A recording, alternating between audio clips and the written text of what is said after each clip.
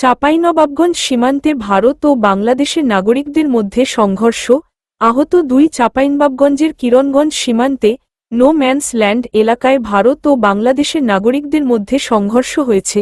গাছ কাটা নিয়ে উত্তেজনার এক পর্যায়ে সংঘর্ষের ঘটনা ঘটে। এই ঘটনায় আহত হয়েছেন 2 বাংলাদেশি। তারা হলেন বিনোদপুর ইউনিয়নের ঘণ্টলা বিশ্বনাথপুর গ্রামের জিয়ারুল ইসলামের ছেলে রনি ও কারিগঞ্জ গ্রামের সেরাজুল ইসলামের ছেলে ফারুক। শনিবার বেলা 12টার দিকে উত্তেজনা ও সংঘর্ষ শুরু হয়। বেলা 3টায় এই রিপোর্ট লেখার সময়ও সংঘর্ষ চলছিল।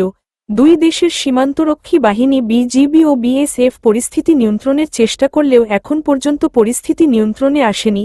ভারত সীমান্তের নাগরিকরা বাংলাদেশের বাসিন্দাদের লক্ষ্য করে হাতবোমা নিক্ষেপ করছে। অন্যদিকে বাংলাদেশের সীমান্তবাসীরা লাঠিসোঁটা ও হাসুয়া নিয়ে সীমান্ত অবস্থান করছে।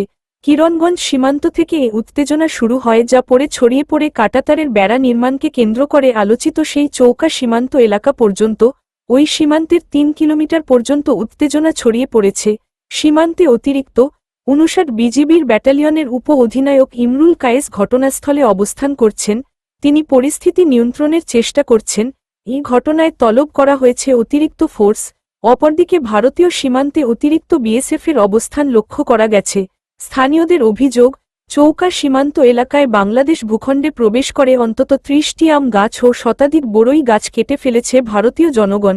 কালীগঞ্জ ঘুমটোলা গ্রামের রবু বলেন, আহত ফারুক মোটরসাইকেলে সীমান্ত এলাকার পরিস্থিতি দেখার জন্য অবস্থান করলে ভারতীয়দের ছোড়া পাথরে তিনি মাথায় গুরুতর আহত হয়েছেন।